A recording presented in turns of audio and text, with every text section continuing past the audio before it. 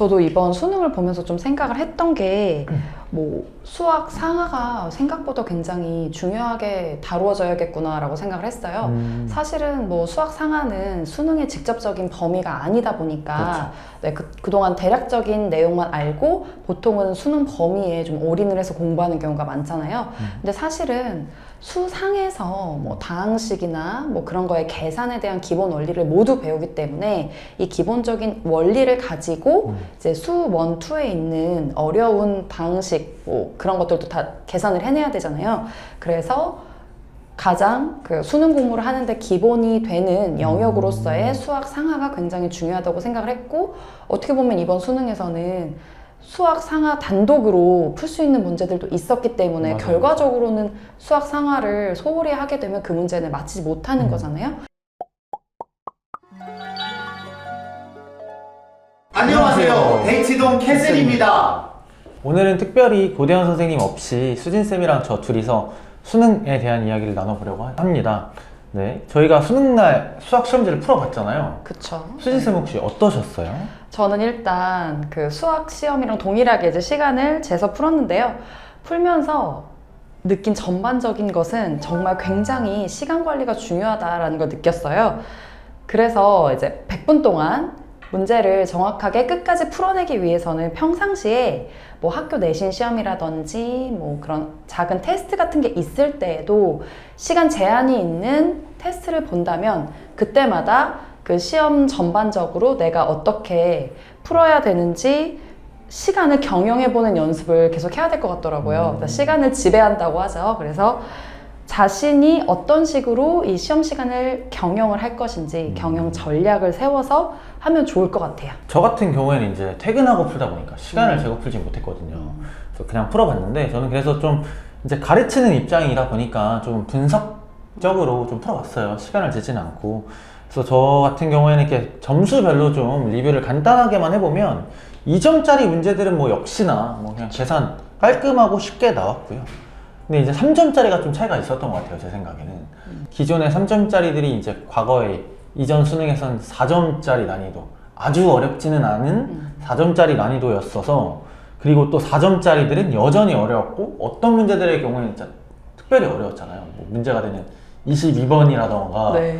말이 많은 것 같은데, 그래서 최종적으로 학생들이 느낄 난이도가 되게 어려웠을 것 같아요. 지난해보다 높고 이제 3점짜리가 그냥 3점짜리가 아니라 3.9점 정도 맞아요. 된다라고 저도 풀면서 생각이 들더라고요. 맞아요. 네. 특히나 이제 4점 중에서 보통 흔히 뭐 이제 킬러 문항이 없어졌다고 하지만 아무래도 이제 전통적으로 15번, 22번이 어려울 거다라고 예상이 됐었는데 이번에는 15번, 22번만 어려웠던 게 아니라 그 앞으로 14번, 20번, 21번이 꽤나 까다롭게 나와서 막상 시험장에서 풀라 그러면 진짜 부담스러웠을 것 같아요. 그죠? 15번을 보기 전에 이제 마음의 준비를 했을 텐데 15번 가기 전에 13, 14번에서 이미 한번 멘탈이 붕괴가 되고 가지 않았을까라는 생각을 저도 했습니다. 맞아요. 네. 그래서 이제 또 라떼 얘기를 안 할 수가 없는데 제가 수능 봤을 때는 수진쌤 때도 그러셨는지 모르겠는데 그러니까 확실히 평가원 문제들은 평가원스럽다라는 느낌이 있었거든요. 그쵸. 제 느낌은 이제 그러한 4점짜리 어려운 문제들에서 평가원스럽다라는 말이 많이 희석된 것 같고 그래서 이제 제가 느꼈던 점 최대한 많은 문제들을 풀어보면서 새로운 문제에 대한 접근을 좀 높이는 게 좋겠다 라는 생각도 좀 들었거든요. 그래서 이제 전반적으로 수능에 대한 제 생각은 이제 개념만 대충 공부하고 양치기로 문제 푸는 학생들이 수학이 많잖아요. 그쵸. 수학은 뭔가 문제 푸는 학문이다 라는 생각들이 팽배한데 그렇게 해서는 좋은 점수를 얻기는 이제 좀 힘들 것 같더라고요.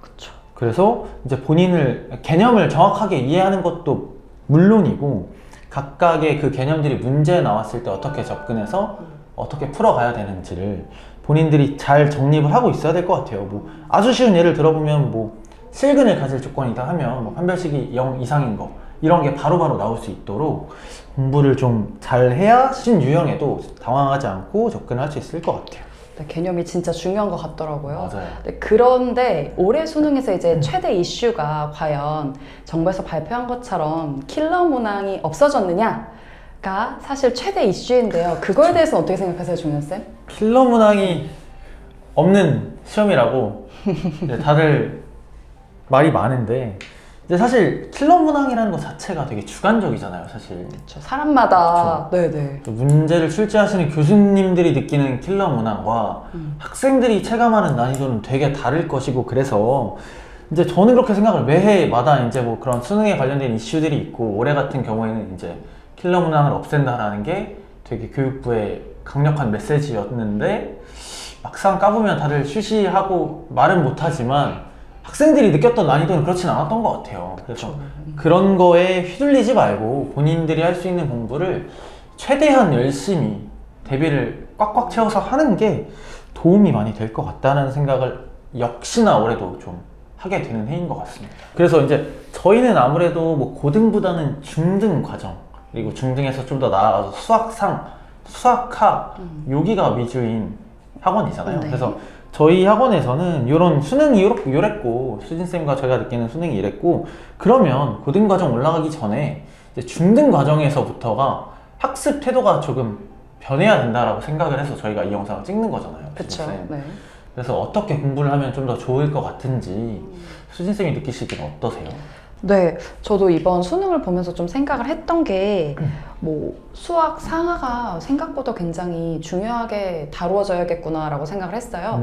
사실은 뭐 수학 상하는 수능의 직접적인 범위가 아니다 보니까, 네, 그동안 대략적인 내용만 알고 보통은 수능 범위에 좀 올인을 해서 공부하는 경우가 많잖아요. 근데 사실은 수상에서 뭐 다항식이나 뭐 그런 거에 계산에 대한 기본 원리를 모두 배우기 때문에 이 기본적인 원리를 가지고 이제 수 1, 2에 있는 어려운 다항식 뭐 그런 것들도 다 계산을 해내야 되잖아요. 그래서 가장 그 수능 공부를 하는데 기본이 되는 영역으로서의 수학 상하가 굉장히 중요하다고 생각을 했고, 어떻게 보면 이번 수능에서는 수학 상하 단독으로 풀 수 있는 문제들도 있었기 때문에 맞아요. 결과적으로는 수학 상하를 소홀히 하게 되면 그 문제는 맞히지 못하는 거잖아요. 그래서 그런 거에 좀 포커스를 두어서 수학 상하를 소홀함 없이 확실하게 이해하고 넘어가면 어떨까라는 생각을 해봤습니다. 그리고 이제 이런 것들을 공부함에 있어서 사실은 뭐 중등 과정을 공부하거나 수학 상하를 공부를 처음 할 때도요, 궁극적으로는 이제 수능을 대비하는 거니까 그 부분을 어려운 부분까지 공부하기 위한 공부 태도를 중등 과정 공부하면서부터 기르면 좋을 것 같아요. 네. 왜냐하면은 중등 과정부터 이제 초등 과정이랑은 달리 뭔가 정말 이론이라고 생각될 만한 게 조금씩 더 많이 나오기 때문에 관련해서 개념이 무엇인지 정확히 암기를 하고 그 개념이 어떻게 도출되는지 그 원리에 대해서 이해를 하는 게 또 뒷받침이 되어야 된다고 생각을 하거든요. 그래서 예를 들어서 2학년 2학기 과정이 학생들이 특히나 어려워하는 많이 어려워하죠. 그렇죠. 기하 관련해서 많은 것들이 나오는데 그런 성질들이 왜 나오는지 하나하나 다 증명을 하거든요. 그래서 일단 뭐 평행사변형의 성질만 해도 3가지가 나오는데 그 3가지가 왜 나오는지 다 증명을 할 수 있어야 되고 그 결과로 나오는 성질들을 다 암기를 할 수 있어야 이제 중등 2학년 2학기 과정을 그래도 잘 소화를 했다고 하는데, 이런 태도로 쭉 중등 과정을 공부를 한다면 고등 과정을 배울 때에도 큰 도움이 되지 않나 생각을 합니다. 수진쌤 얘기에 너무 공감이 되는 게, 저도 아직도 외곽이등분선의 비율, 그 공식 아직도 보조선 그어서 확인하거든요. 그쵸. 헷갈리니까. 닮음 이용해야 되죠. 맞아, 맞아. 네. 저 같은 경우에도 이제 아무래도 중등은 개념이 고등에 비해서는 현격히 적잖아요. 공부해야 될 개념이. 그러다 보면 개념 공부를 대충 하고 뭐 문제 풀이로 양치기로서 수학을 해결하려는 친구들이 많은데, 그런 습관들을 이제 지향해야 될 필요가 좀 있을 것 같아요. 아무리 개념이 적더라도 개념을 우선 정확하게 이해하고, 또 이제 유형별로도 접근법이 이제 정해져 있는 게 있잖아요. 그런 접근법까지도 하나하나 좀 암기를 하면서 어떤 수학 문제에 대한 접근도 하나씩 정립하는 식으로 공부하는 게 되게 중요하다고 생각을 하고, 뭐 아주 쉬운 예를 들면 이제 곱셈 공식에서도 뭐 a 플러스 b의 제곱이라면 그게 뭔지 외우는 건 너무 당연한데, 그쵸? 이제 저 같은 경우에는 모두 다 외워서 번호까지 본인이 직접 붙여가면서 다 쓸 수 있도록 시키거든요. 그쵸. 뭐 곱셈 공식 3번 이렇게 얘기하면은 이제 얘기할 수 있어야 되는 그쵸? 거죠. 네, 그거 전체가 머릿속에 있어야 진짜 어려운 문제가 나왔을 때 내가 어떤 곱셈 공식을 응용해서 풀어야겠다는 게 학생들이 생기는 것 같더라고요. 그래서 그런 식으로 공부를 하면 이제 훨씬 쉬울 것 같고요. 그리고 이제 저는 두 가지 생각을 좀 해봤거든요. 네. 첫 번째는 그런 것 같아요. 개념 노트를 만들어서 본인이 어려운 개념 혹은 본인이 문제를 풀었을 때 이렇게 푸니까 이 유형은 이렇게 푸니까 좋다는 걸 좀 정리해두면 시험 직전에 보면 되게 도움이 많이 되잖아요. 그렇죠. 그리고 그런 게 있으면 시험이 다가와도 크게 이제 걱정이 안 돼요. 왜냐면 나는 정말 여기 있는 거를 다 알고 들어가면 네, 공부할 걸 거의 다 했다고 생각을 하기 때문에 맞아요, 자신감도 생기고요. 그리고 두 번째는 이제 문제풀이를 접근할 때 있어서 학생들이 문제를 맞히기만 하면 그냥 넘어가는 경우가 되게 많아요. 나 이거 맞은 문제다. 그쵸. 근데 사실 이 문제를 맞더라도 좋은 풀이, 정확한 풀이는 또 따로 있잖아요. 그러니까 맞았어도 잘못 푼 경우도 있을 거고 객관식 같은 경우에는 그래서 그렇게 그러니까 맞고 틀리고에 집중하는 공부가 아니라 정말 정확하고 빠르게 풀 수 있는 방법들을 하나씩 배워가는 게 진짜 중요하다고 생각을 해요. 또 이제 저희는 이제 아무래도 중학생들이 고등과정을 선행하는 경우가 많잖아요. 그랬을 때 이제 중학교에서 고등과정을 선행하는 경우랑 고등학생이 이제 수능을 실제로 대비하는 경우에 공부에 약간 차이가 좀 있어야 된다고 생각을 하거든요. 그래서 이제 고등과정을 선행할 경우에는 사실 막 되게 난해한 문제를 풀거나 뭐 진짜 수능에서 나오는 22번, 15번 문제를 풀어낼 수 있게 공부하는 거는 크게 중요하지 않잖아요.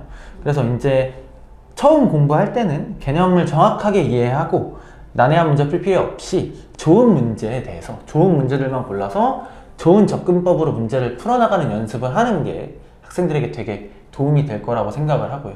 그런 의미에서는 저희 대치동 캐슬이 가장 그쵸. 좋은 선택지가 아닐까 그렇습니다. 하는 생각이. 네. 여기까지 수능생과 처음으로 고대원 선생님이 없이 수능에 대한 영상을 찍어 봤는데요. 수능이 참 쉽지 않아서 그쵸? 네. 수험생들 뭐 이제 예비 수험생들 고민이나 맞아요. 걱정이 좀 많으실 것 같아요. 그래서 뭐 사실은 뭐 공부에 망도가 없듯이 이제 하나하나 개념을 쌓아가면서 좋은 문제에 대한 연습을 계속 해 나가시라는 말씀을 드리면서 응원할 수밖에 없을 것 같습니다. 맞습니다. 그리고 수능 보신 학생들도 마무리 잘 하셔서 다들 좋은 결과 있길 바라면서 네. 여기까지 저희는 대치동 캐슬이었습니다. 감사합니다.